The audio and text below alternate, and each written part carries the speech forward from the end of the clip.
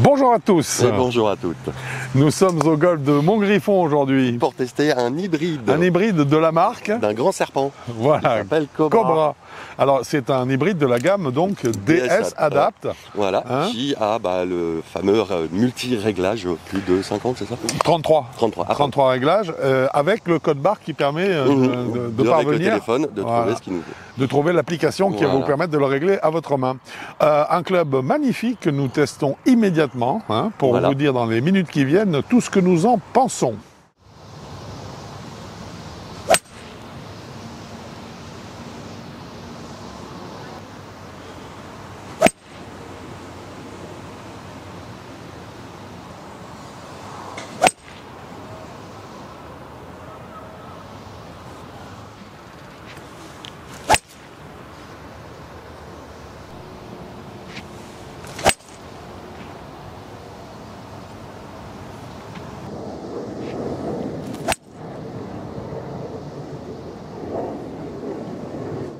Bien mon cher Quentin. Petit changement de météo. Ah oui, soudain et radical. Voilà. Alors donc cette hybride Cobra, puisque c'est de lui que nous parlons aujourd'hui, eh bien étant en hybride, bien sûr, il va profiter d'un verdict rapide. Voilà, avec le côté mécanique et le côté sensitif, les deux notés sur 10, qui nous donnera une note sur 20. Exactement. Et commencer doucement, mais ça finit tout ça. Très bien. Alors on va commencer, si tu le veux bien, par l'aspect mécanique. D'abord un petit peu d'archi. Un petit peu d'archi, puis ensuite, bien sûr, l'aspect mécanique. Alors, en architecture, je vais quand même chausser mes lunettes. Moi aussi. Oh là. Alors, donc, ce Cobra hybride DS Adapt, donc on l'a testé avec un shaft KBS PG H pour hybride. Oui, alors c'est la même famille que les PGI, mais simplement avec, dans sa version hybride, avec un petit peu plus de flexion en bas pour augmenter un petit peu le spin et créer un peu plus d'élévation au niveau de la balle. On va en parler dans les trajectoires. On va en parler dans les trajectoires et également dans les sensations. Voilà.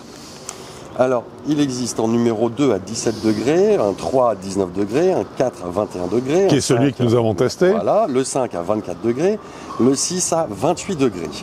Ce qu'il faut savoir, c'est que seuls le 3 et 4 sont disponibles en gaucher, tous les autres sont en droitier uniquement, et le 3 que en stiff et le 4 que en régulier pour les gauchers. Formidable. Nous avons un volume également qui évolue 124 et 125 cm3. En fonction du numéro de club, bien sûr. Voilà. Alors, puisqu'on en parle, eh bien, cet hybride profite du réglage Fit 33. Future Fit 33. Future Fit 33. 33 réglages qui modifient le lie, le loft. Voilà, auquel on a accès donc par l'application qu'on atteint grâce au code barre qui se trouve sur le talon du club. Ça, c'est très intelligent. Et qui permet de modifier chacun des lofts que nous avons annoncés de plus ou moins 2 degrés. Voilà, donc ça veut dire que le 17 degrés, par exemple, celui qu'on a essayé, le 21 degrés, il peut aller à 19 comme à 23 degrés. Voilà, ça c'est une innovation sur les hybrides. C'était en général juste plus 1,5 maximum. Là ici ils ont vraiment poussé leur système Adapt qui fonctionne merveilleusement bien sur le driver que nous avons testé déjà. Ils l'ont donc réussi à l'appliquer sur l'hybride. Et il fonctionne bien. Et il fonctionne bien également. Donc là, vraiment, chapeau, parce que l'appairage avec l'application est très efficace et nous, en tout cas, on l'a beaucoup apprécié. Voilà. Alors, on a également le Power Bridge. Voilà, c'est un système de masse qui s'est mise en bas et très proche de la face de club. Voilà. Pour diminuer les spins et augmenter la hauteur de la balle. C'est ça. Sur papier. C'est ça, c'est-à-dire qu'en fait le centre de gravité, donc ce Power Bridge, permet par le poids qui est vers l'avant d'augmenter la vitesse et par contre par son emplacement très bas dans le club d'augmenter légèrement le spin pour favoriser l'élévation de la balle. Mais ça ne suffit pas. Non, pour augmenter la tolérance, ils ont mis un poids de 8 grammes à l'arrière. Voilà, un poids donc additionnel qui lui va également à faciliter la tolérance. C'est ça, c'est exactement ça. La face est une face hot face qui est un petit peu plus large. Cette face-là est insérée voilà. dans la tête de club, dans le châssis, et donc elle est plus large, ce qui va augmenter également la tolérance, puisque a priori étant plus large, on va avoir même un moment d'inertie qui va être plus important. Voilà.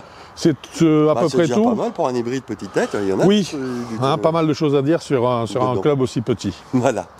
Cet hybride a-t-il un prix maintenant? Oui, il a un prix 319 €.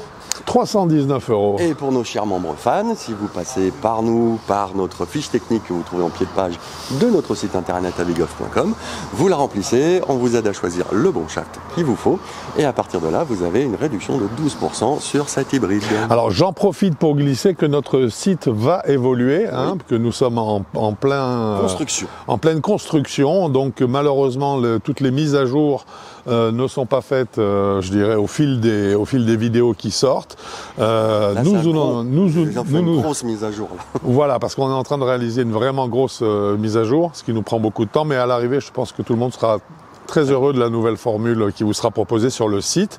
D'ici là, bien sûr, toutes les vidéos sont chronologiquement en place sur la page YouTube d'avigolf.com. Voilà. Mon cher Quentin, mon cher Franck, cette vidéo est terminée. Et oui. Je te dis à bientôt sur un parcours de golf.